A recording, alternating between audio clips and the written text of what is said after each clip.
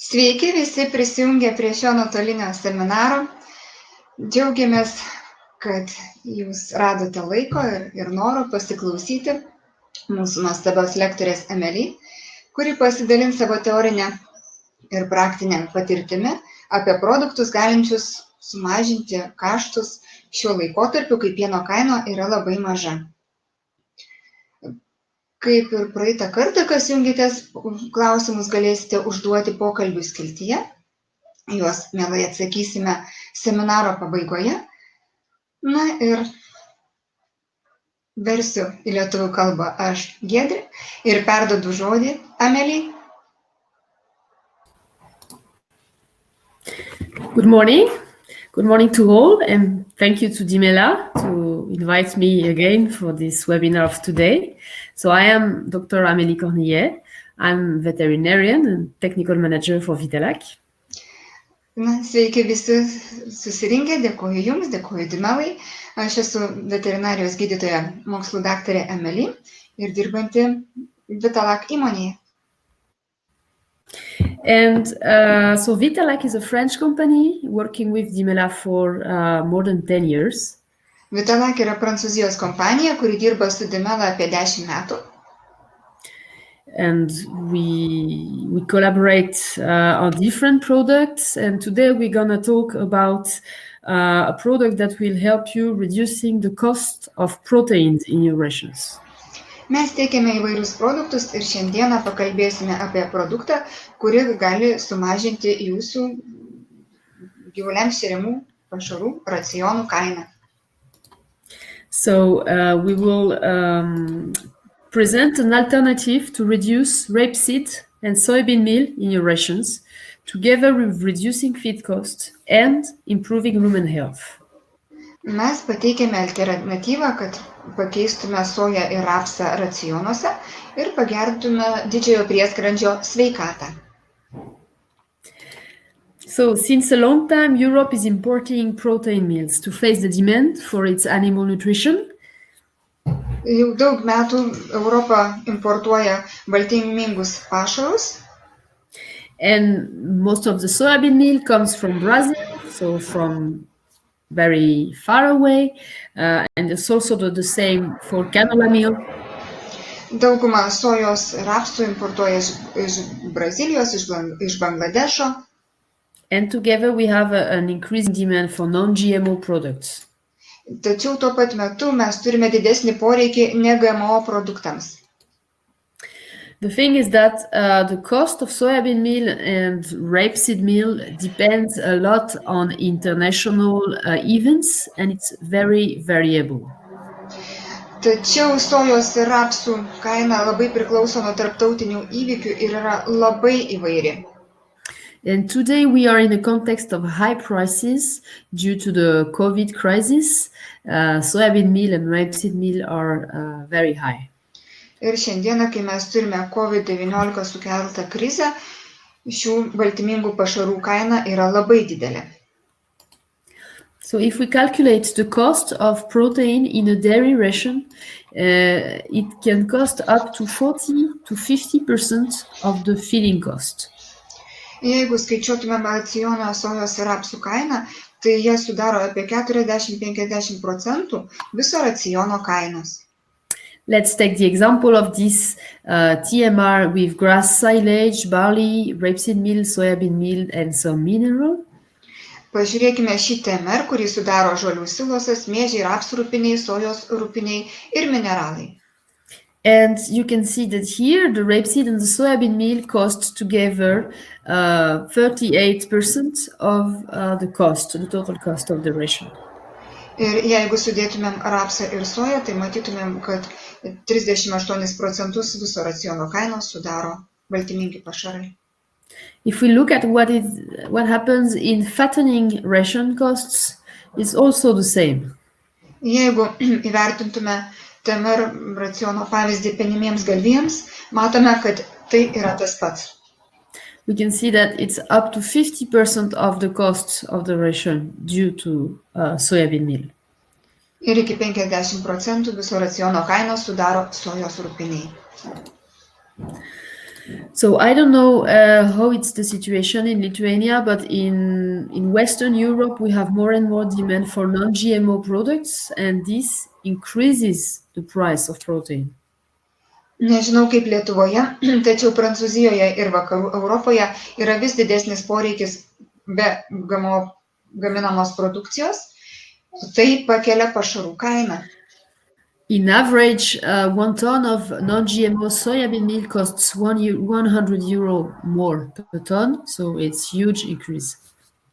Ir bendrai žiūrint, tai produktai be GMO sudaro 100 eurų brangiau negu įprastiniai produktai ir tai yra daug. And together with this highly variable price of protein, we must face fluctuating milk price. Ir žiūrint į šitą pašarų kainos kintamumą, mes taip pat atsižvelgiame ir į pieno kainą. So today in Lithuania, the price of milk is around 25 cents, if my informations are good. Jeigu mano informacija yra teisinga, tai šiandieną Lietuvoje pieno supirkimo kaina yra apie 25 euro centus.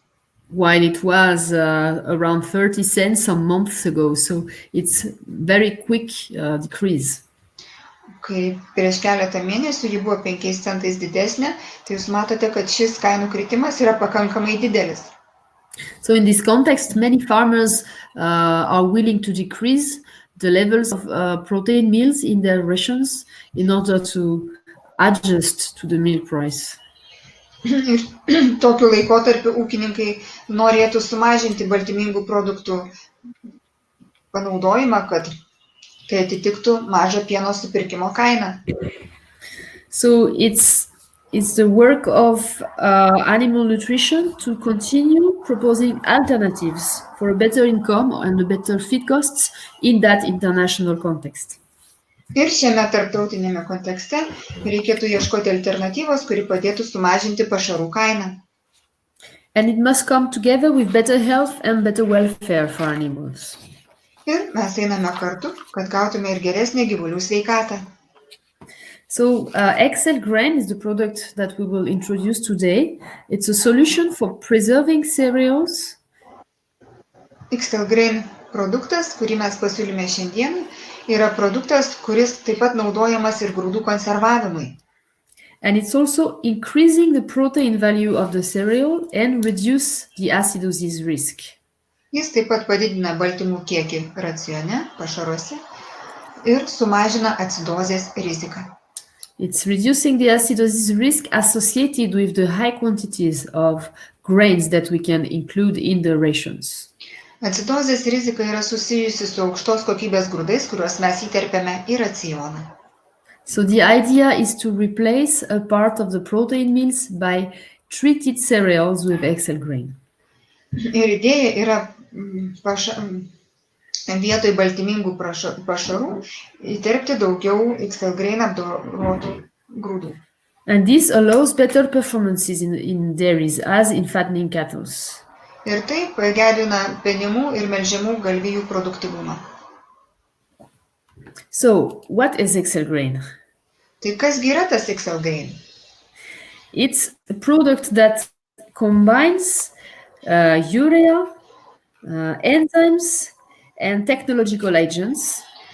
Tai produktas, kuriame dera urėja, fermentai ir technologiniai veiksniai. And the idea is that the enzymes will react with the urea for producing ammonia when they are in contact of grain and of water.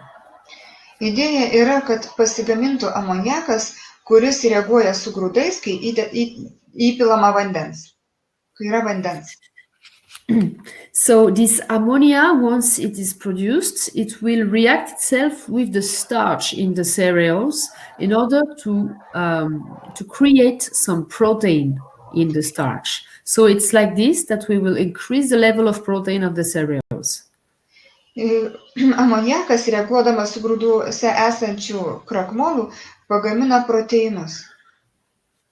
And we are creating soluble protein that will be digested in the rumen. Ir mes sukūrėme tirpius proteinus, tai yra tokius baltymus, kurie bus suvirškinami didžiajame prieskrandyje. So at the end, we obtained a cereal that is alkalinized with a high pH thanks to the ammonia. Galutinėme rezultate mes turime grūdus, kurie yra šarmingesni dėl aukštesnio pH. With 5 points more proteins. Su 5% daugiau baltymų. So we can have a barley at around 16.5 to 17% crude protein. Tai reiškia, kad mes turime miežius, kuriuose yra nuo 16,5 iki 17% žalių proteinų. And the treatment also increases the digestibility of the cereals, so we can increase the megajoules per kilogram. O kadangi pagerėja virškinamumas šių baltymų, mes gauname ir daugiau energijos. And the other benefit of this treatment is that it preserves the cereals thanks to the high pH and the ammonia that is created. Ir mes taip pat galime ir konservuoti šitos grūdus dėl to, kad turime didesnį pH ir amoniaką. So you can use it for wet cereals, for example, without any need of adding a preservative or drying the cereals. Todėl mes produktą galime naudoti ir drėgniems grūdams ir tuomet nereikia panaudoti jokių papildomų konservantų ar juos džiovinti. This is a typical chemical analysis obtained after the treatment of some grains with XL GRAIN. Čia turime tipinį cheminį tyrimą grūdų, kurie buvo apdoroti XL GRAIN produktų. So you can see on the left column the normal value of a barley and on the right column a barley which is treated with XL GRAIN. Matome pirmame stulpelėje paprastus miežius, o paskutinėme stulpelėje miežius, kurie buvo apdoroti XL GRAIN produktų. So the first thing is that we have increased the protein about around 5 points.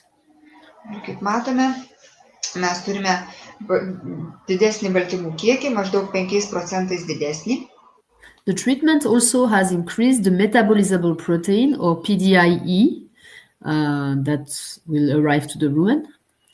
Kaip matome, padidėja ir pakaitinių metabolizuojamų baltymų kiekis, PDIE. And the metabolizable energy in megajoule. Ir apykaitinės energijos kiekis taip pat padidėja. So you obtain a cereal that is high in protein, safe for the animals, and non-GMO source of protein. Ir mes turime daug baltymingesnį galutinį produktą, kuris saugus gyvuliams ir yra be GMO. So how does it work basically inside the animal? When you feed a cow with XL GRAIN cereal, Kaip XL GRAIN veikia gyvulio organizme? Kai šeriame gyvulius XL GRAIN apdorotais grūdais.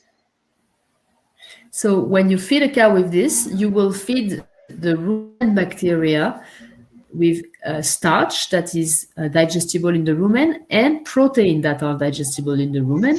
So you bring them starch and protein at the same time and same place. Kai mes šeriame gyvulius šį XL GRAIN apdorotais grūdais, mes didžiajam prieskrandžiui duodame ir krakmolą, ir baltymus tuo pačiu metu. So it's a synchronization of the nutrients that the bacteria needs to grow and synthesize their own microbial protein. Ir tai vadinama sinchronizacija, nes mes bakterijoms duodam ir baltymus, ir kitas maisto medžiagas, kurių reikia bakterijoms augti.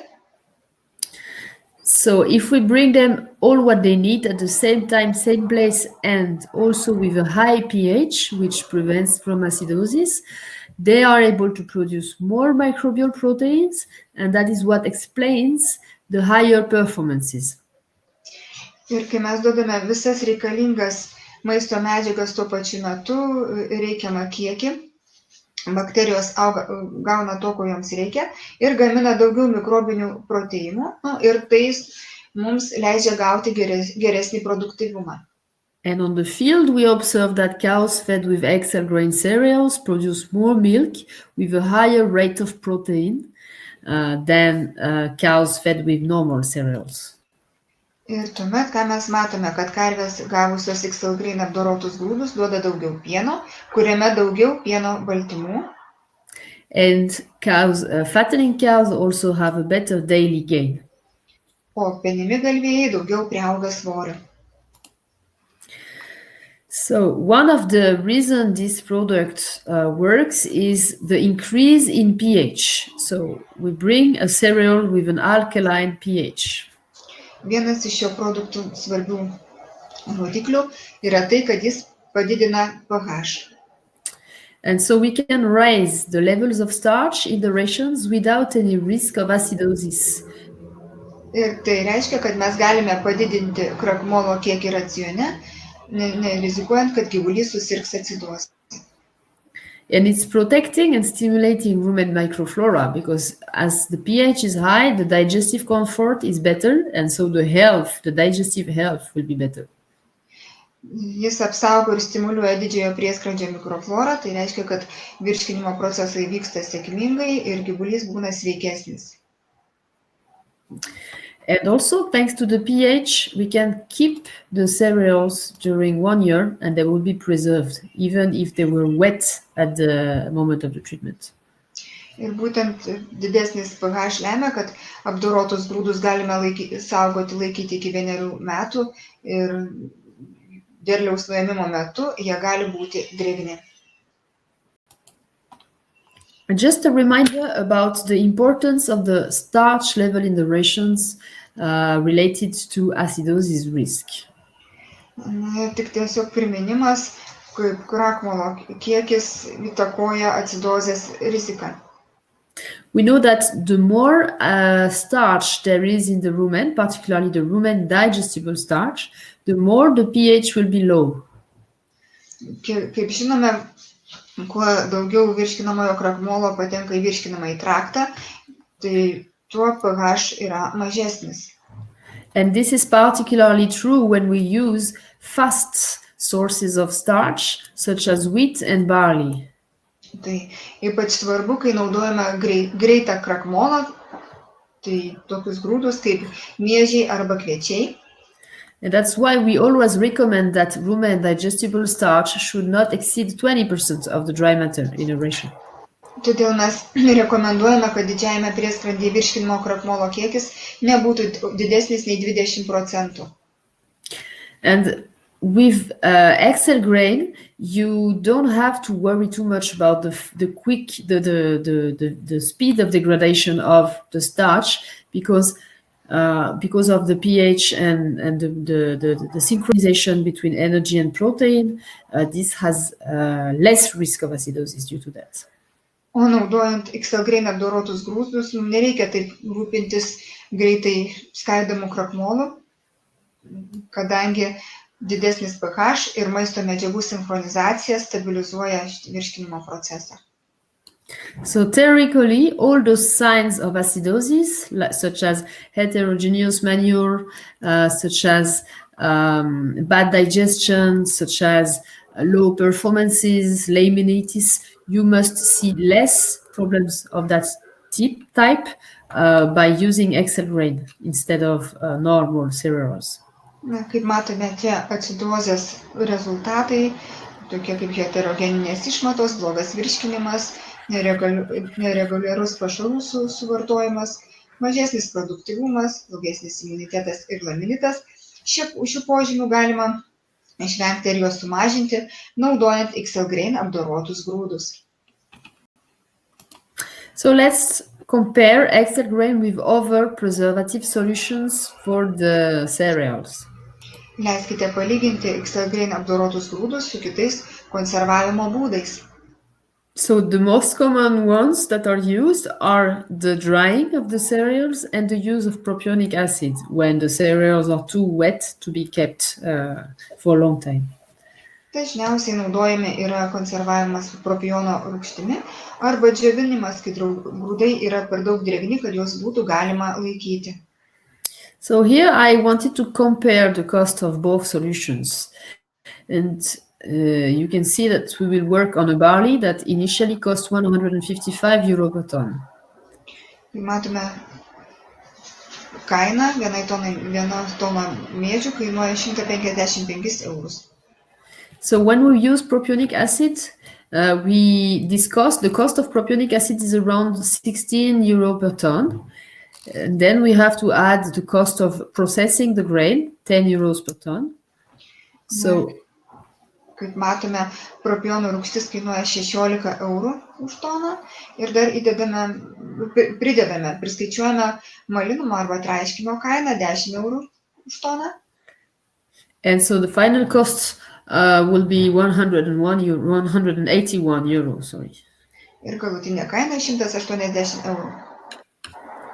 Drying cost is a little bit higher, so if we calculate all, the cereals that will be dry will cost $185. Džiovinimas šiek tiek yra brangesnis ir jeigu suskaičiuojame visas išlaidas džiovinimo stulpelyje, gauname €185 už toną. And if we look at the price of XL grain, it costs it's a little bit more expensive than the previous solutions. So at the end, our barley will cost us €200 per ton. Na, XL grain yra šiek tiek brangesnė medžiaga ir jeigu viską suskaičiuojame, gauname €200 už toną. So the thing is that, well, it's more expensive, but when you compare what is inside the cereals, it's more expensive for more nutrients. Tai nors tai yra brangiau, tačiau jeigu mes suskaičiuojame viską, kas yra grūdo viduje, mes matome, kad tai, kas yra grūde, yra brangiau. Because we have increased the crude protein level and the energy level. So we have to compare the real cost of protein and energy. Ir mes turime, kad šiuose grūduose yra daugiau baltymų ir daugiau energijos ir turime realią baltymų ir energijos kainą. That's what I want to do in the next I wanted to do in the next table. Here you can see that I have, sorry for the sound behind me, we have a storm here. Noriu parodyti kitą lentelę, atsiprašau už garsus, kuriuos girdime, kažkokia audra kyla. So here in this table we have compared the real cost of energy and protein, considering that for having the same nutritional value than XL grain, we have to mix 81% of barley with 15% of soybean meal and 4% of soda. Na, dabar tokie būtų paskaičiavimai. Kaip matome, yra grūdo maistinė vertė kilogramais energijos ir baltymų. Ir jeigu maišome 81% miežių, 15% sojos rūgpienių ir 4% sodos, kurie turi savo kainą.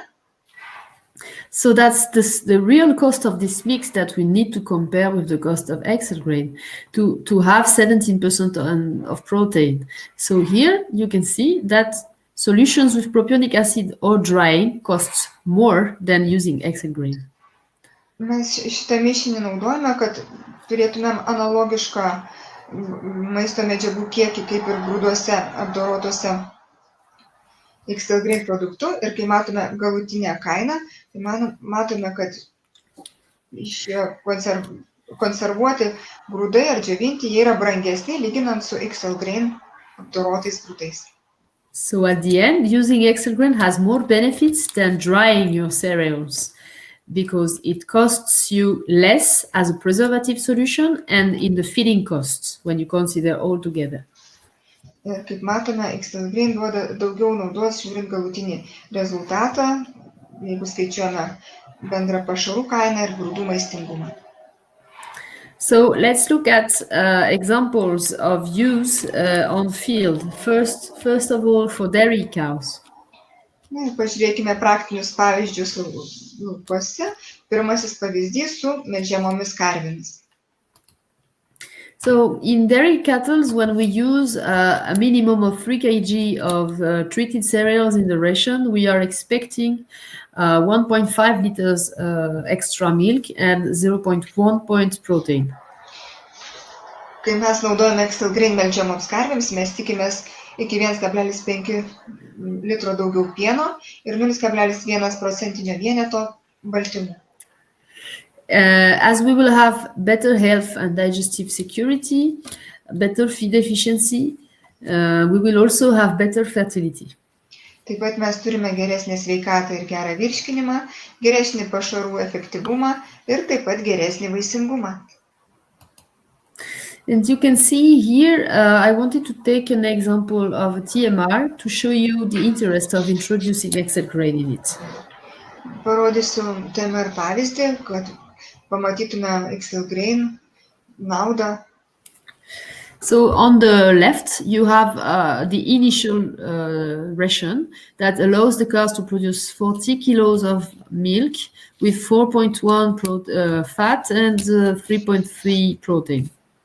Kairėje pusėje matome racioną, kuris paskaičiuotas karvėms duodančioms 40 kg pieno, 4% riebalų ir 3,3% baltymų. So in the ration on the right, I replaced the barley by treated XL GRAIN barley. O dešinėje matome, kad aš pakeičiau miežiais, kurie apdoroti XL GRAIN produktų. And it allowed me to reduce the quantity of soybean meal and rapeseed meal. So I could gain 900 grams of rapeseed meal and 300 grams of soybean meal. Ir kaip matote, tai leido man pakeisti sojos ir rapsų rupinių kiekį. I had to make some adjustments there after it. Also, we can note that we can reduce sodium bicarbonate by using XL GRAIN. Taip pat matote, kad aš galėjau pakeisti sodos kiekį tame racione, kur buvo XL GRAIN miežiai. So doing all these adjustments, we obtained a ration with the same level of crude protein, a little bit more metabolizable energy, and a little bit more PDI, or metabolizable protein. Tai kaip matome, turime racioną, kuriame išlaikomas baltymų kiekis ir turime didesnį gerai metabolizuojamų baltymų kiekį. And so we also increased the level of starch. Ir taip pat padidiname krakmolo kiekį. Thanks to all, we reduced the feed cost. We passed to 4.08 euros to 4 euros.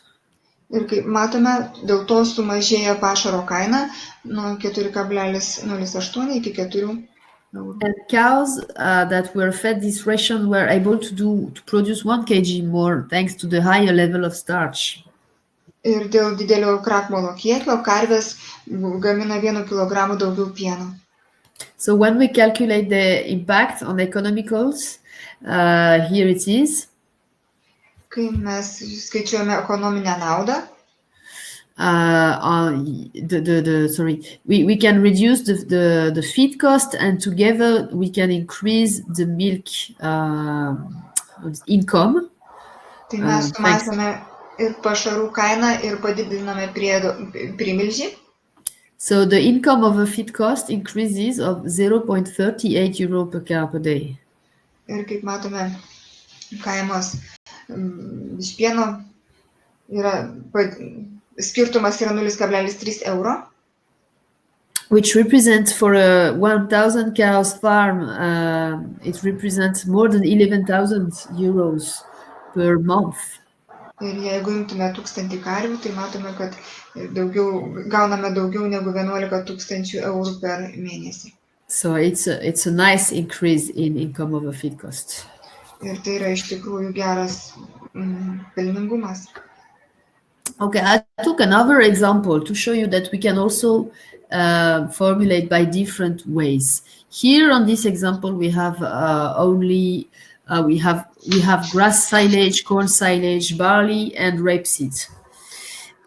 Mes galime skaičiuoti racionus įvairiais būdais. Pavyzdžiui, šiame racione yra žolių silosas, kukurūzų silosas, miežiai, rapsai, mineralai, sodai.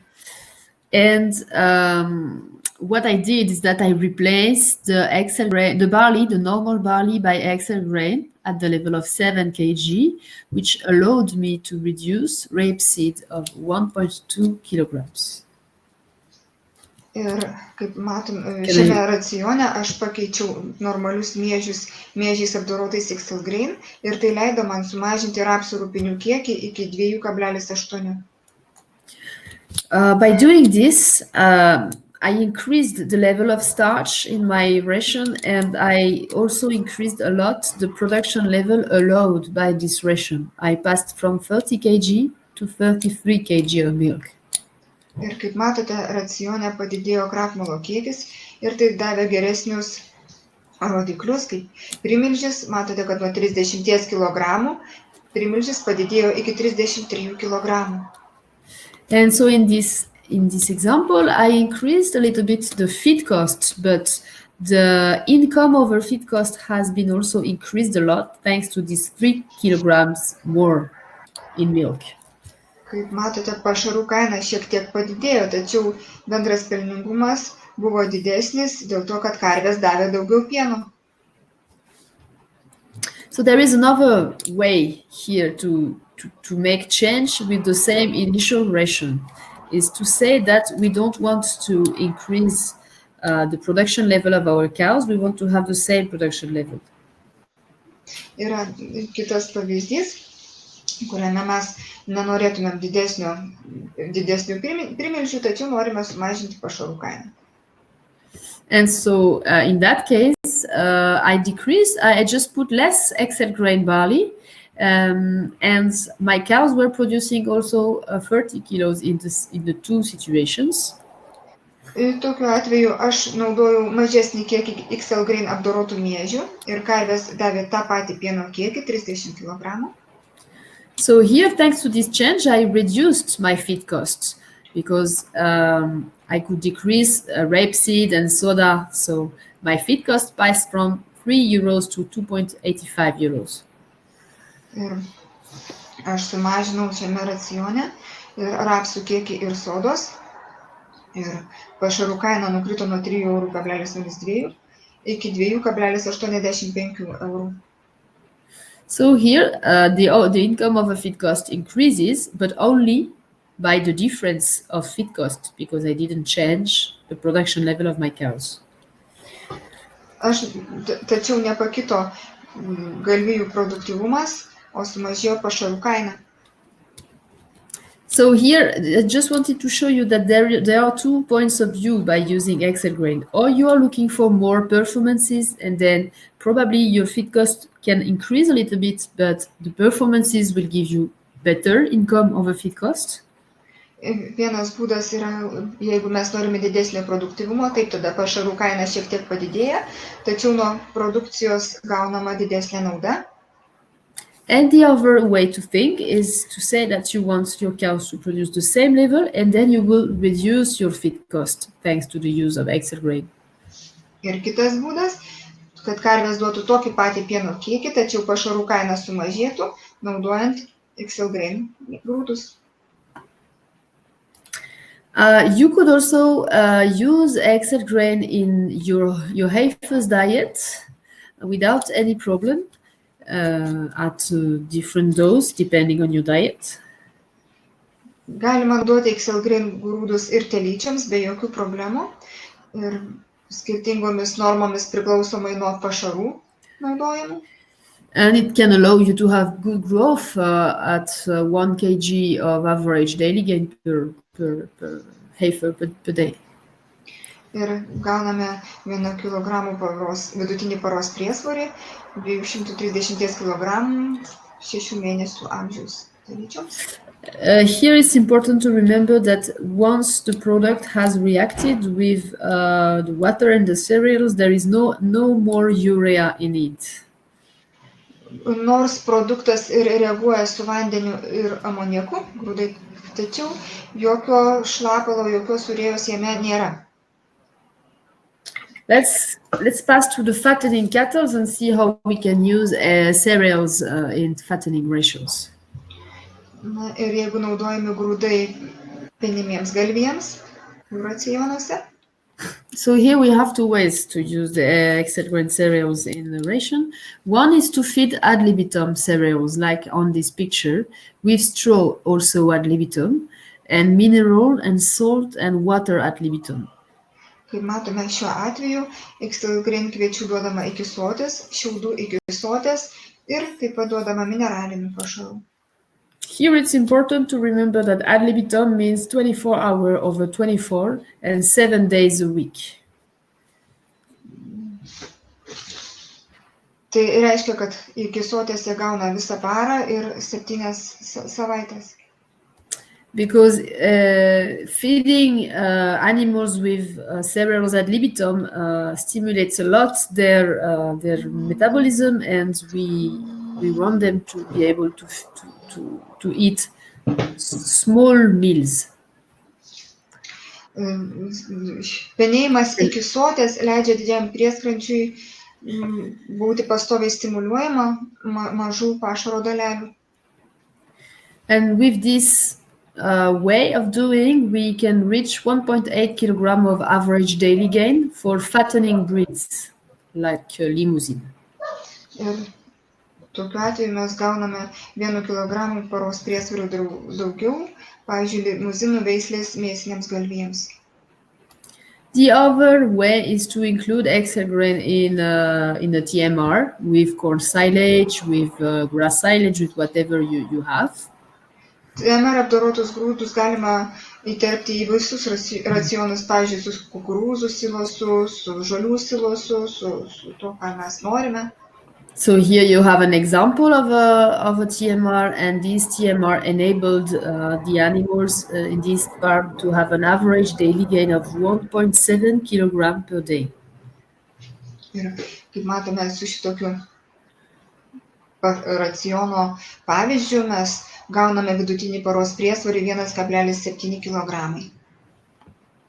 So the advantages of the benefits of using XL GRAIN cereals in fattening cattle are the performances allowed. Ir XL GRAIN nauda mėsiniams galvijams yra ta, kad geri yra rodikliai. The fact that the animals will stay calm because they don't suffer from acidosis, so they are less trying to fight each other. Ir dar vienas yra svarbus dalykas, kad gyvuliai išlieka ramus, kadangi jiems nėra acidozės problemų, jie nesistengia vienas su kitu kariauti. And they generally they have less diarrhea, the litters stay drier, so they are cleaner. Mažiau yra viduriavimo atvejų, išmatos būna sausesnės ir gyvuliai būna švaresni. Farmers often say that they can see them growing each day. Ūkininkai sako, kad mes tiesiog matome, kaip gyvuliai auga kiekvieną dieną. And with this kind of management, farmers have obtained an increase in average daily gain of 10% and a duration of fattening that is decreased. Ir ūkininkai teigia, kad vidutinis paros priesvoris padidėja 10% ir 30 dienų sumažėja penėjimo trukmė. Okay, let's see how you can treat the cereal easily in your farm now. O dabar pasižiūrėkime, kaip galima lengvai panaudoti XL GRAIN produktą jūsų ūkyje. So first of all, how can you mix the XL GRAIN product with your cereals? Pirma, kaip mes galime sumaišyti XL GRAIN produktą su jūsų grūdais? The first way is to use your own mixer, a mixing wagon, and then you have to use 25 kg of XL GRAIN with 1 ton of cereals. Pirmas būdas tai panaudoti jūsų maišymo vagonėlį ir tuomet imate 25 kg XL GRAIN produkto ir maišote su 1 tona grūdų. And you must add some water in the mix depending on the moisture of your cereals. Reikia įpilti šiek tiek vandens, tačiau tai priklauso nuo grūdų drėgmės. In fact, we want to have a cereal with around 20% of moisture. So if the initial cereal is wetter, then you don't add water. But if the cereal is drier, then you add water.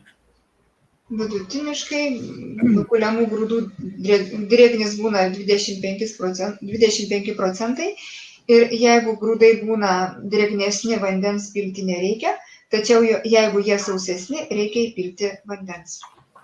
You mix during 15 minutes and then it's ready. Tuomet maišote 15 minučių ir grūdai paruošti. So then you have to store it for 3 weeks. Another way, then you have to store it for 3 weeks. Tuomet juos reikia laikyti 3 savaitės. Another way to treat the cereals in farm is to use the service of a contractor or miller that is equipped with an incorporating system for water and XL grain. Kita yra, matote, speciali mašina, kurios yra inkorporuota iš karto ir XL grain ir vanduo. And here we can see a video, play video, yeah. You can see a video showing a machine that is treating directly the cereals. So the cereals arrive in the machine grinds the cereals. Kaip matote, čia yra mašina, į kurią grūdai patenka ir kuri juos apdoroja. The water is incorporated and the XL grain also is incorporated. Jame inkorporuoti ir XL grain ir vanduo. And at the end we will see how is looking like the cereals. Pažiūrėkite, kaip atrodo šie apdoroti grūdai. It's already ground. It's stopped. Jie jau yra traiškyti. Okay. And so the farmer just has to store it after this. Ir tokius grūdus ūkininkui belieka tik tai saugoti. So it's an easy way to use for the farmer to use the service of a contractor. Tai toks būdas yra labai patogus ūkininkui. So important to remember that before doing a treatment, we must analyze the cereals to know their moisture level and their protein level. Jau mums reikia atsiminti, kad būtina grūdus tirti, kad žinotume, kiek grūduose yra vandens ir kiek baltymų. In fact, the moisture level is important to know if we have to add water or not. Drėgmės kiekis yra svarbus, kad žinotume, ar reikia įpilti vandens ar ne. And the protein level, it's important to know how much protein you will gain during the treatment, because you will compare the final result with this. O baltymų kiekis yra svarbus, kad žinotume, kiek mes gauname papildomai baltymų, nes palyginame neapdorotus grūdus su apdorotais. So you can use grain just after the harvest, fresh grain. Ideally, it must be at between 18 and 20% moisture. Gali idealu, kai yra 18-20 procentų drėgnumo. And you can treat. Do you have high moisture corn in Lithuania? Yes, sometimes. Yeah. Yes. Okay. So if you use high moisture corn, you can go with corn with up to 65% dry matter. Taip pat galima apdoroti labai drėgnus grūdus, jeigu turime iki 65 procentų sausųjų medžiagų. If you have a drier grain, then you just have to add some water. Jeigu turime sausesnius grūdus, tai reikia tiesiog įpilti šiek tiek vandens. And if your grain is wetter than 20%, ideally you would mix it with drier grain, but it's not compulsory. Ir jeigu yra labai drėgni grūdai, juos tiesiog reikia maišyti su sausesniais grūdais. But just remember not to use green grains or sprouted grains because the reaction will not work properly. Tačiau nerekomenduojama naudoti, jei turime žalius ar sudygusius grūdus, kadangi reakcija gali neįvykti. Okay, this is a table showing you the quantity of water that you should add if your cereal is too dry. Šioje lentelėje matome, kokį kiekį reikia įpilti vandens, jeigu grūdai yra sausesni.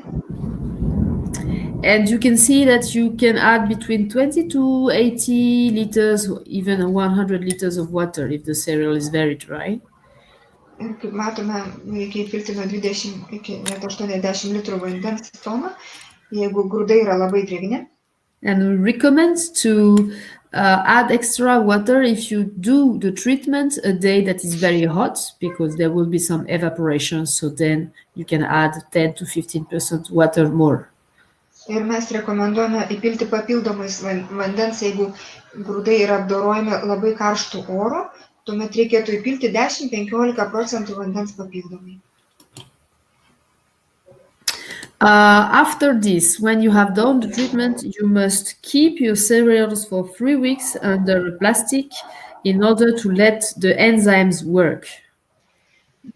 Po to, po apdorojimo, grūdus reikia laikyti apie 3 savaitės, kad fermentai galėtų veikti. And you must store the grain in a pile, and this pile must not be too high, maximum 2 meters high. Grūdus reikia laikyti krūvoje, tačiau ši krūva turėtų būti ne per aukšta, maždaug 2 metrų aukščio. And it must not be compacted or pressed down. Ir krūvos nereikėtų suspausti ar suslėgti. Because we want to allow the ammonia to go inside the pile, to circulate inside the pile. Tai yra dėl to, kad mes turime leisti amoniakui laisvai cirkuliuoti krūvos viduje. We cover it by plastic, but we don't need to seal it tightly anaerobically. It's just a cover, just to avoid that ammonia goes away. Krūvą reikia uždengti plastiko plėvele, tačiau ne taip sandariai, kaip, pavyzdžiui, ruošiant silosą. Sandarumo tokio nereikia, tik tai uždengti, kad amoniakas neišgaruotų. And we recommend the use of a plastic sausage, such as in the picture on the right, only for corn, not for barley or wheat. Ir tokią plastiko rankovę, kaip matote dešinėje, rekomenduojame naudoti tik tai kukurūzams, bet ne miežiams ir ne kviečiams. Here you have different pictures of piles of cereals that are under reaction, covered by plastic, as you can see here. Čia matome skirtingas krūvas, kuriuose vyksta reakcija. And after the 3 weeks, we just need to check that the reaction has properly happened, and for that we just need to verify the pH. Na ir po 3 savaičių mums tiesiog reikia įsitikinti, ar reakcija įvyko, ir dėl to mes matuojame pH. In fact, if the reaction has happened, the pH will have risen until 8.59. So with a simple pH meter like this on the picture, it's very easy to verify. Ir jeigu reakcija įvyko, tai pH pašoka iki 8,5–9 vertės ir galime ją išmatuoti su paprasčiausiu pH matavimo instrumentu. Okay. Sorry for the noise. Huh? Do you hear it? Ar girdite triukšmą? Atsiprašau už tokį triukšmą. So after the 3 weeks, we remove the plastic. It's important. Po 3 savaičių mes tiesiog nuimame plastiko plėvelę, tai yra svarbu. It's really important to remove the plastic, because if you don't do it, there could be condensation under the plastic, and this condensation can provoke some waste of cereals. Jeigu mes to nepadarysime, po plastiko plėvelė kaupsis kondensatas, ir šis kondensatas tiesiog sugadins kažkiek grūdų. And after the 3 weeks of reaction, we don't. It doesn't matter if you want to make a pile higher than 2 meters high, you can. No problem, because the reaction has happened and it's stable now.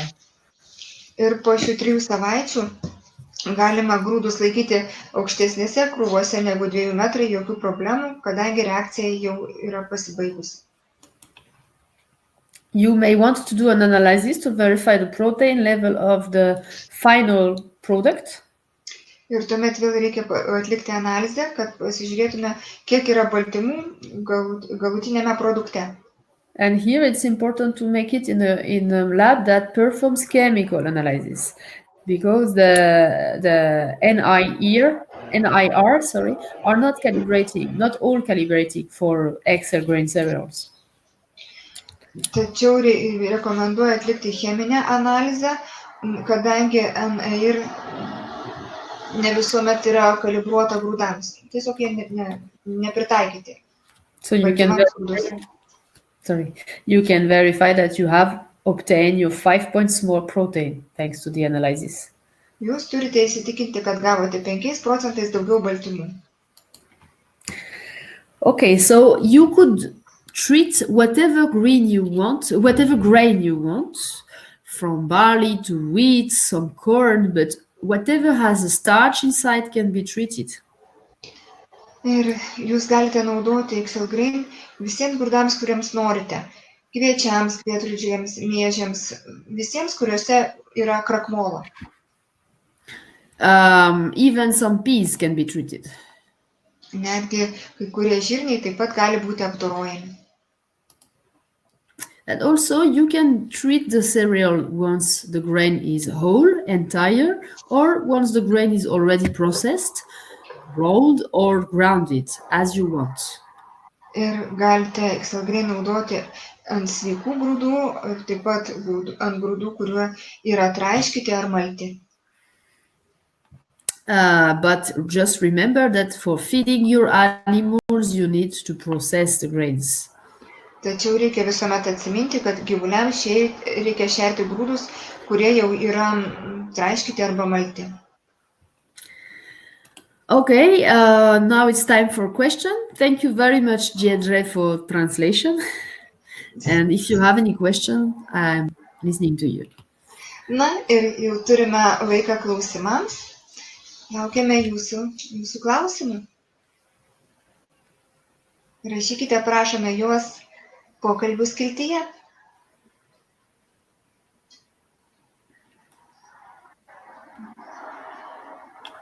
Thank you, Amélie. We are waiting for the questions. Yes, I can see. If you have any question on application, on rations, on examples on field. Jeigu turite klausimų apie racionus, pavyzdžius, panaudojimą, prašome rašyti. If you have ever tried this product and you want to share your experience. Jeigu norite panaudoti produktą, mes galime pasidalinti savo patirtimi.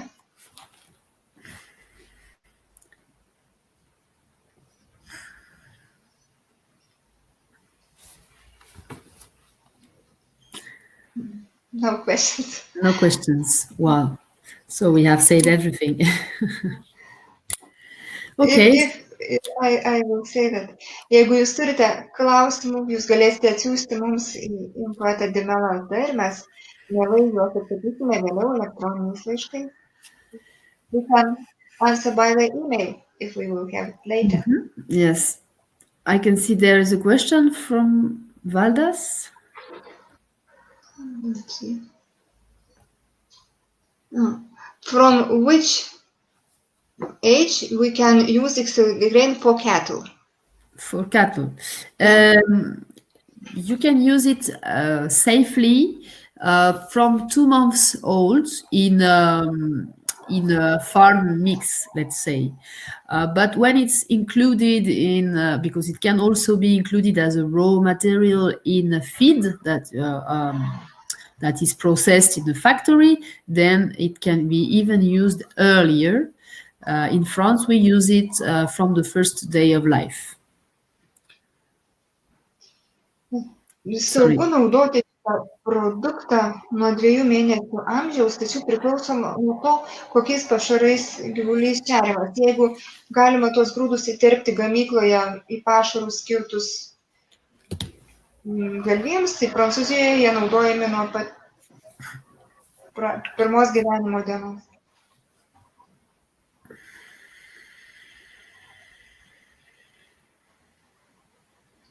So we have started to use it in our own, because Vitalac is producing some calves feed, calf starter, and it's been 1 year that we have started to use it in our calf starter formula, and we have seen that there is a better palatability of the product, of the calf starter, and the calves have good performance. We reach 1 kg of average daily gain.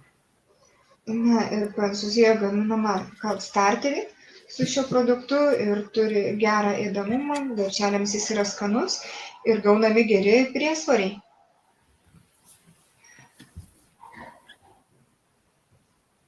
Other questions? Ar turite dar klausimų?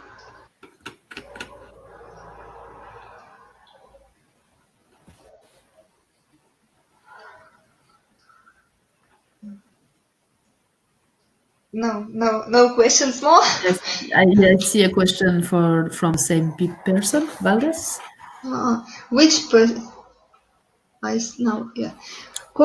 Valdas Paviljonis, kokį procentą rekomenduotumėte naudoti melžiamų karvių racione pupų ir žirnių apdorotų su XL GRAIN? Which percentage XL GRAIN beans or peas you recommend to use in the ration?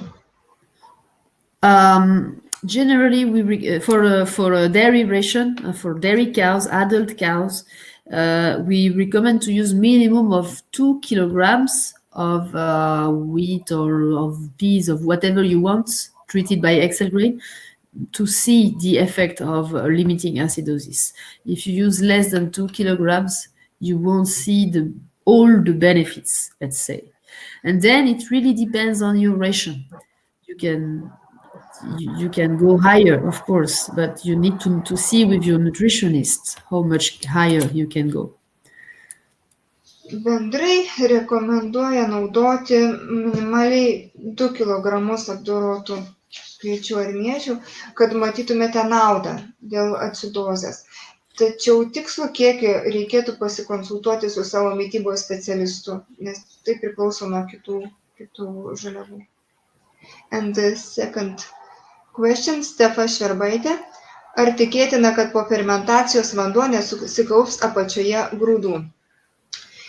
Is it a possibility that after action the water will not stay under cereals, under grain? Not condensation on the top, but under. Sometimes it has happened, yeah. I think it depends on the floor, but generally the water goes up because during the process of XL GRAIN treatment there is heat inside of the pile, so the water tends to go up. But sometimes, yes, it can happen that it goes a little bit down, but it's not problematic when it's going down. Tai kartais taip, tai gali atsitikti, tai mažai tikėtina, kadangi reakcijos metu grūdų krovoje būna karšta ir vanduo garuoja į viršų, tačiau kai kuriais atvejais taip, vanduo gali susikaupti apačioje, tai priklauso ir nuo grindų, bet tai didelės problemos niekuomet nesukelia.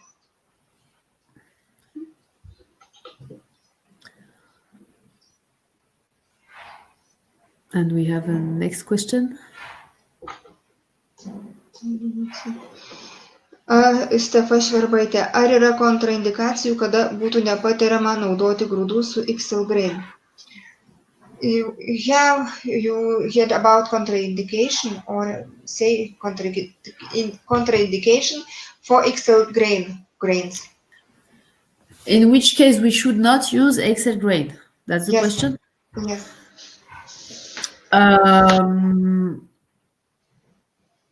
Actually, not really. There is no contraindication. It's a feedstuff, so it's no, there is no contraindication for using such product in your ration. Now we have tried to we have introduced XL grain in really different kinds of rations for different kinds of animals, and there is no real contraindication.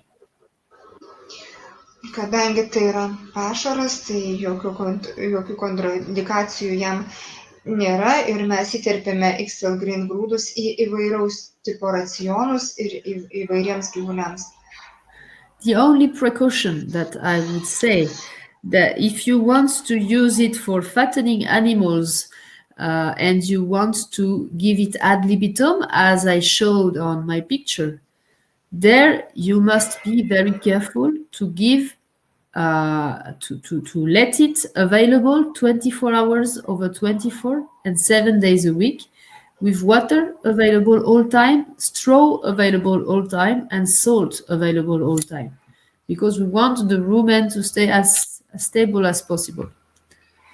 Vienas tik tai būtų patarimas dėl penimų galvijų, kad jei norime duoti XL GRAIN apdorotus grūdus iki soties, tai šitie grūdai, šiaudai ir vanduo ir druska turi būti taip pat pasiekiami 24 valandas per parą, 7 dienas per savaitę, kad prieskrandis veiktų tinkamai. But it's a very specific condition. Tai yra specifinė būklė. Stefa Šverbaitė, the second question. Po fermentacijos ar galima susifermentavusius grūdus laikyti lauke po stogu, kaip reaguoja į tiesioginius saulės spindulius? After action, is it possible after action grains keep outside but under roof, how they react in the direct sunlight? No problem in the direct sunlight, but it must be under a roof to be protected against rain, just this. But with the sunlight, there is no reaction, no problem. Because once the reaction has happened, then the cereals are stable. There is no more evolution. So after the 3 weeks, you can store them under a roof, on the floor, even if you have sunlight on it, no problem. Vienas dalykas, nuo ko reikia saugoti, tai nuo lietaus, todėl tie grūdai turėtų būti po stogu, tačiau jokios papildomos reakcijos į saulės spindulius nėra, nes reakcija grūduose jau yra įvykusi ir daugiau jokios evoliucijos grūduose nevyksta. Taip, tie grūdai turėtų būti ant grindų, po stogu, bet saulės spinduliai jiems nekenkia.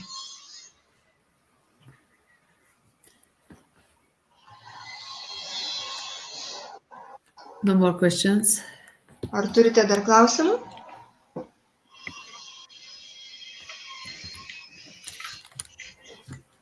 Another one here. From Stefa Šverbaitė. From which age we can give them to young cattle of dairy cows? So as I said before, if you make your own mix in farm, you can use it from 2 months old. If you have a feed factory that is able to produce a feed starter for calves, then you could be including it earlier, since the first days of life. Na, jeigu naudojate savo mišinyje, tai saugu naudoti nuo 2 mėnesių amžiaus, o jeigu yra galimybė įterpti jūsų grūdus į gamyklinius pašarus, starterinius pašarus, tai saugu naudoti nuo 1 gyvenimo dienų. It's just a question of regularity. So if you make your own mix in the farm, we know that often it's not that regular like a starter feed. So just to avoid the sorting. Pardon, which to avoid? To avoid, let's say, calves that will sorting, that will separate and choose what they eat. Na, jūsų gaminamuose pašaruose tai gali būti būti, kad viršeliam bus negerai, kai jie bus atjunkami. As I said, we are using it in our feed starter for heifers, dairy heifers. Since 1 year, we are including these XL grain cereals in the formula of the feed starter, and it's working very well. The palatability of the starter is better, and we are very happy of the performances that calves can reach with it. Mes gamykloje naudojame pašarinius starterius pieninių galvijų prieaugliui, telyčaitėms, ir naudojame jau daugiau kaip 1 metai, įterpėme tokius grūdus, jų yra labai geras skonis ir esame patenkinti rezultatais.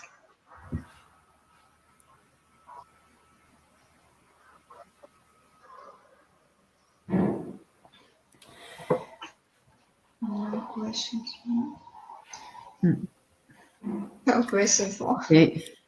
So if there is no more questions, I want to thank you again, Dimela, for inviting me, and also thank you, Jedre, for the translation. We know it's not always easy. And thank you for all the attendees to be there today. And if you have more questions, you can contact Dimela. Dėkojame Jums, mėly klausytojai. But I see one question more. Can we? Yes, of course. Okay. Stepas Šverbaitė. Ar atidaryta XL GRAIN maišą sunaudoti vieno gaminimo metu? If you have XL GRAIN in the bag, should we use them in one processing time? The question. In the bag. What do you mean in the bag? Gal patikslintumėte, ką turite omeny maiše, nes jie laikomi krūvose? I will check the question.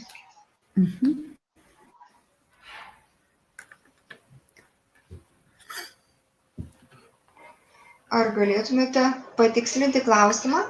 So maybe the question is about the storage time, and so what we can say is that once the treatment has been done, the cereals can be used within 1 year.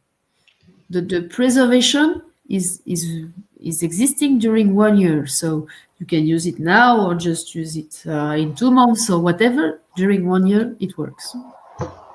Jeigu turime omenyje gaminimo laikotarpį, tai šie grūdai apdoroti saugomi 1 metus ir nėra skirtumo, kada sunaudoti, ar dabar, ar šiek tiek vėliau, bet būtent per 1 metus. And we have a last question. The product is about XL GRAIN, if we have the product. Okay. If we have the 1 bag of the XL GRAIN, yeah, so 1 ton of cereals should be used in 1 time. The bag. Once it's open, I recommend that you use it directly, because the bag, the enzymes are very sensitive to humidity. So once the bag is open, so it's better to treat at least 1 ton of cereals so that you can put 1 bag. Taip, rekomenduoja panaudoti atidarytą maišą iš karto, kadangi jame esantys fermentai yra labai jautrus drėgmei.